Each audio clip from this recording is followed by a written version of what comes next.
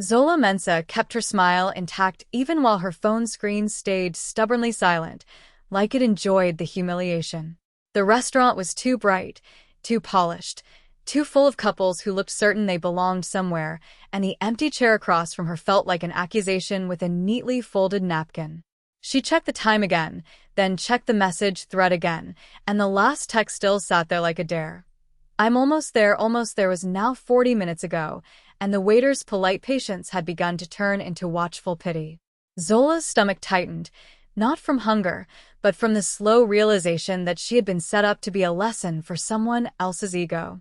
She reached into her purse and felt the thin edge of a crumpled $5 bill, the last cash she had after a week of juggling rent, groceries, and bus fare. "Just water, please," she told the waiter, and her voice came out softer than she wanted. "Are you sure?" he asked, eyes flicking to the untouched menu. "I'm sure," she said, then forced a small laugh that sounded like it belonged to a stranger. A warm clink of cutlery and low conversation filled the room, but Zola heard only the hollow space where her dignity should have been resting. She stood, smoothing her simple black dress with careful hands, and the motion made her feel like she was folding herself back into place. "I'm sorry," she murmured to the waiter, because apologizing had become a reflex whenever the world disappointed her. "You don't need to apologize," he said, and the kindness in his tone stung worse than cruelty. As she turned toward the door, she felt eyes on her, not the casual glance of strangers, but a steady attention that seemed to measure the tremor in her shoulders. At the next table, a man sat with his back straight, shoulders broad under a dark tailored jacket, his face calm in a way that made the air around him feel controlled. He looked 35, maybe, handsome in the severe way some men were, with dark hair neatly styled and eyes that did not waste movement. His table was set with untouched food and a single glass, and he did not look like someone who waited for anything. Yet when Zola met his gaze by accident, he did not look away. His attention was not hungry, not playful, not disrespectful. It was almost protective, as if he recognized the specific kind of loneliness that pretended it was fine. Zola's cheeks heated, and she lowered her eyes, annoyed at herself for feeling exposed. Still, she sensed him rise, not abruptly, but with intention. "Miss," he said, voice low and steady, and she paused despite herself.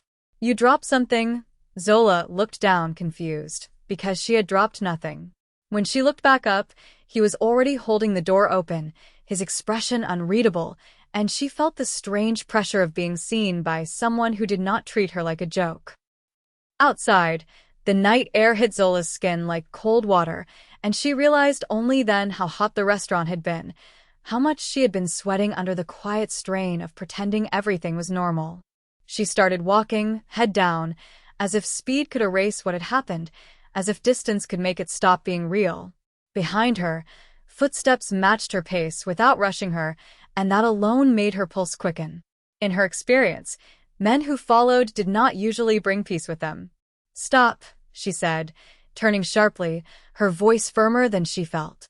"Don't follow me." The man stopped immediately, hands visible at his sides, as if he understood the language of fear without needing it explained.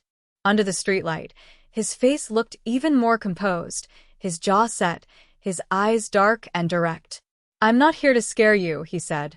"Then why are you here?" Zola demanded, and she hated how her words shook at the edges. He held her gaze for a long beat, as if deciding how much truth was safe. "Because you were abandoned," he said simply, and the bluntness of it made her throat tighten. "That happens," she replied, too quickly, too defensively. "People are careless. People are cruel," he corrected, not angry, just certain. Zola folded her arms across her chest, an instinctive shield. "Are you offering sympathy?" she asked, and a dry edge slipped into her voice because sarcasm was easier than admitting she was close to tears. His mouth tilted, not quite a smile, more like a faint recognition. "I'm offering a ride," he said. "It's late. I don't get into cars with strangers," she shot back. "That's smart," he answered, and the agreement threw her off balance. He reached into his coat slowly, then pulled out a business card and held it between two fingers, not pushing it into her space. The card was simple, thick paper, minimal text. Kong Junisio, she read aloud, because silence felt dangerous. Beneath his name was a number and nothing else. That doesn't tell me who you are, Zola said. It tells you how to reach me, he replied. And it tells you I'm not hiding. Zola stared at him, trying to fit him into an ordinary category, but he did not belong to ordinary. He had the stillness of someone used to being obeyed, and the restraint of someone who could do damage without raising his voice. Why would you care? She asked, and the question came out quieter, more honest. He looked past her for a moment, scanning the street, then back to her, and his attention sharpened as if he had heard something she had not. Because you have $5 in your purse, he said, and Zola's breath caught, because she had told nobody that. And because you're walking like someone who thinks she deserves this, he continued, his tone controlled but not cold. Zola's anger flared, partly because he was right and partly because he had no right to be. You don't know me, she whispered. I know humiliation, he said, and for the first time his composure cracked just enough to show something darker underneath. He stepped back, giving her space again. I'm not asking you to trust me, he added. I'm asking you not to disappear into the night when you're this exposed. Zola swallowed hard, listening to her instincts argue with her exhaustion. If you try anything, she warned, because she needed to say it. I won't, he said, and his certainty sounded like a vow he expected himself to keep. Where do you live? He asked, and when she hesitated, he amended, or where do you want to be safe tonight? The word safe landed heavy in her chest, and it felt like a door she had been afraid to open. Zola did not tell him her address at first, not fully, not clearly, because she refused to hand her life to a man she did not understand. Instead, she gave him the name of a nearby 24-hour cafe, a place with cameras, bright lights, and people who stayed awake. He nodded as if he respected the strategy, and when he led her to a sleek black car parked close by, he opened the back door, not the front, creating distance that felt deliberate. A driver in a dark suit sat in front, eyes forward, silent as a wall. You're not alone, Zola said, trying to keep her voice neutral. I rarely am, Kong Junesio replied, and the admission felt like a warning wrapped in politeness. As the car moved, Zola watched the city lights slide across the window like blurred promises, and she kept her purse tight against her body, thumb resting on her phone, as if it could save her. So, she said, because silence made her imagination too loud, what do you do, Kong Juso? He took a slow breath, and she noticed the smallest pause before he answered. I run several businesses, he said. That's vague, Zola replied, and her dry tone surprised even her. His gaze shifted to her, steady and assessing, and she felt the strange sensation of being studied without being judged. Vague keeps people alive, he said, and the words sent a cold thread down her spine. That's an insane thing to say to someone you just met, she murmured. It's honest, he replied, and his voice lowered slightly. Honesty is what you needed tonight. Even if it's unpleasant, Zola's mouth opened, then closed, because she could not argue with that without lying. The car stopped near the cafe, lights washing the sidewalk clean, and Kong did not get out immediately. He watched the entrance, the shadows, the parked cars, like he expected trouble to step out of any corner. Are you in danger? Zola asked before she could stop herself, because his vigilance felt too practiced to be casual. Kang's eyes flicked to her again, and for a moment his expression looked almost tired. Danger is a constant, he said. Sometimes it's loud. Sometimes it's quiet. Zola's fingers tightened around the strap of her purse. And tonight, she asked. Kang's gaze sharpened. Tonight, he said, someone watched you in that restaurant. Zola's heart stumbled. People look at people, she tried, but her voice thinned. Not like that, Kong replied. Not with intent. Zola felt her skin prickle, remembering the way the date had insisted on that particular restaurant, the way he had pushed her to dress up, the way he had made her feel lucky to be chosen. What does that mean? She asked, and the question came out small. Kong leaned forward slightly, the movement measured, controlled. It means your humiliation may not have been the whole plan, he said. Zola swallowed, anger and fear twisting together until she could not tell them apart. Why would anyone plan this? She whispered. Kang's voice stayed calm. but there was steel underneath it now. "Because you are beautiful," he said, and Zola flinched at the bluntness. "And because people think beauty is a door they can push through," he continued. His gaze held hers, not flirtatious, but fierce in a protective way that made her chest ache. "I don't want anything from you," Kong added, as if he heard her suspicion forming. "I want you to walk into that cafe and stay visible while I find out who is watching." Zola stared at him, caught between gratitude and terror. "Why would you do that for me?" she asked again, because her mind needed a reason it could hold. Kang's voice softened just slightly, and that softness felt more dangerous than his hardness. "Because I couldn't look away," he said, and the quiet confession landed between them like a match near gasoline. Inside the cafe, Zola chose a table with a clear view of the door, the counter, and the street beyond the glass, and she hated how quickly her body adapted to survival mode. Kong remained outside at first, speaking to his driver in Korean, the words too low for her to catch.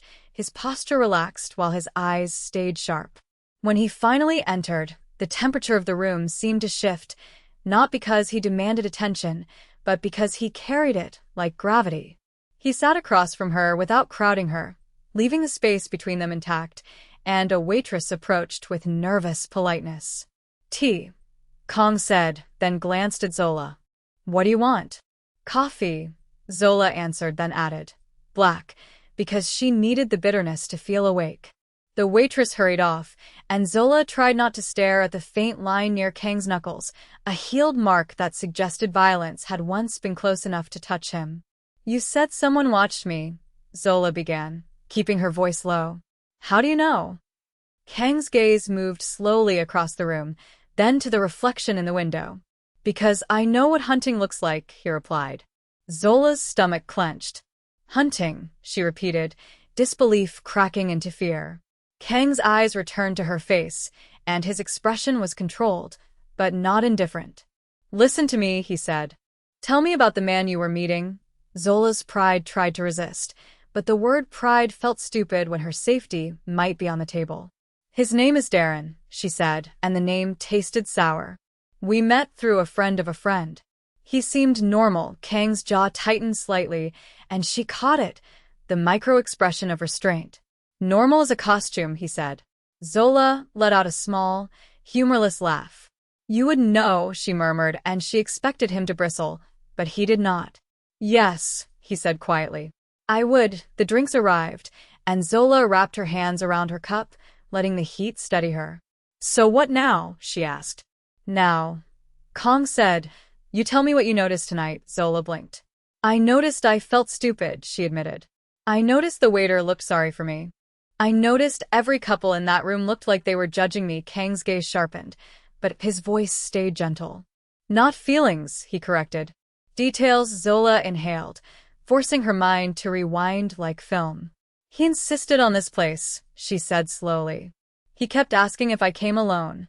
He asked if I had a boyfriend, and he laughed when I said no. He wanted me to sit facing the room, not the wall." Kang's eyes darkened at that, and for the first time Zola saw something openly dangerous flicker across his face. "He positioned you," Kong said, more to himself than to her. Zola's pulse quickened. "What does that mean?" Kong leaned back slightly, as if containing an impulse. "It means someone wanted you visible," he said. "And it means someone wanted to see what would happen when you were left there." Zola's throat went tight. "This is insane," she whispered. Kang's gaze held hers, and the intimacy of his attention felt like a shelter and a spotlight at the same time. "I know it's terrifying," he said, and the softness of that sentence made Zola's eyes sting. "But you are not alone in it now." Zola stared down at her coffee, fighting the urge to cry in public again. "You don't even know me," she said. "I know enough," Kong replied. "You didn't beg. You didn't scream. You carried yourself out with dignity when most people would have collapsed." Zola's laugh came out shaky. "Dignity," she repeated. "I had $5. Kang's eyes softened in a way that made her chest ache. "And you still didn't take what you didn't want," he said, voice low. "That matters." The words did something to her, loosening a knot she had been carrying for years. Zola lifted her eyes, and their gaze locked, and for a brief moment the cafe noise faded into background static. Why are you really watching out for me? She asked, and this time the question was quieter, almost pleading. Kang's expression held steady, but his voice dropped into something more intimate. Because I saw you trying to be invisible, he said. And I know what happens to invisible people. Zola's breath caught. What happens? She asked. Kang's eyes did not leave hers. They get taken, he said, and the bluntness of it made the room feel suddenly smaller. Kang stood abruptly, chair scraping the floor, and Zola's heart jumped as her body prepared for impact before she even knew what the threat was. He moved with controlled speed toward the counter, speaking briefly to the cashier, then turned his head slightly as if listening to someone through an earpiece Zola had not noticed. Zola's fingers tightened around her cup until the heat bit her skin. Kang, she called softly, and when he looked back, his eyes were calm but urgent. He returned to her table and lowered his voice. We're leaving, he said. Now, Zola's pulse hammered. Why? She whispered. Because the same man who watched you earlier is outside, Kang replied. And he is not alone. Zola's mouth went dry. Call the police, she said immediately, because that was the rule she had been taught. Kang's gaze held hers, and there was something tragic in how quickly he answered. Police don't arrive fast enough for certain kinds of problems, he said. Zola's fear sharpened into anger. That's not an excuse, she hissed. Kang leaned closer, not touching her, but closing the distance enough that his presence wrapped around her like a coat. It's not an excuse, he agreed. It's reality, Zola swallowed, eyes flicking to the window, where she could see vague shapes near the parked cars. What are they going to do? She asked, voice trembling despite her attempt at control. Kang's expression tightened. I won't let them touch you, he said, and the certainty in his voice startled her more than any threat. You can't promise that, Zola whispered. Kang's eyes softened, and his voice lowered into something that felt like confession. I can, he said, because I know their world better than they know mine. Zola stood, knees unsteady, and Kang gestured toward the back exit, guiding her without grabbing her arm, as if he understood how touch could feel like theft when you were scared. The kitchen smelled like oil and heat, and the staff looked up in surprise as Kang moved through like he owned the air. A cook started to protest, then stopped when Kang's gaze met his, and Zola saw how power could silence people without raising volume. They slipped out the rear door into an alley lit by a single buzzing lamp, the cold air slicing into Zola's lungs. Stay close, Kang murmured. But don't cling, he added, almost dry, almost gentle, and the faint humor steadied her for half a second. Footsteps echoed at the far end of the alley, and Zola's breath turned thin. Kang, she whispered. I can't do this. Kang glanced at her, and in that brief look she saw tenderness held tightly behind discipline. You can, he said. Because you already are. His driver appeared from the shadows as if summoned by the night itself, opening the back door of the car. Get in, Kang told her. Zola hesitated, then climbed inside, heart pounding, and the leather seat felt too expensive for someone who had counted coins that morning. The door remained open because Kang did not get in immediately. He stood half outside, scanning the alley, posture relaxed in a way that looked impossible under threat. A man stepped into view near the street, and even from the car Zola sensed the menace in his stance. Kang's gaze locked onto him, and the air seemed to tighten. The stranger said something Zola could not hear, but she saw the grin, the casual cruelty of someone who enjoyed fear. Kang responded in a low voice, controlled, and the stranger's grin faltered. Zola's chest tightened as she realized Kang was not bluffing, not performing. He was negotiating with danger like it was familiar. Kang slid into the car finally, closing the door, and only then did Zola realize her hands were shaking violently. Look at me, Kang said, voice calm. Zola forced her eyes to his, and the intensity there made her feel both terrified and strangely held. Breathe, he instructed. Zola inhaled, then exhaled shakily. Who are you? She whispered again, because she needed to know what kind of man could stand between her and predators without flinching. Kang's eyes stayed on hers, and his answer came out like a truth he rarely offered. I'm the man they don't want you to meet, he said, and as the car pulled away, Zola realized the night had changed shape around her, turning her humiliation into a doorway she had never meant to open. The car did not stop at her apartment, and Zola noticed immediately, her body tensing even though she told herself she had already accepted how far this night had gone.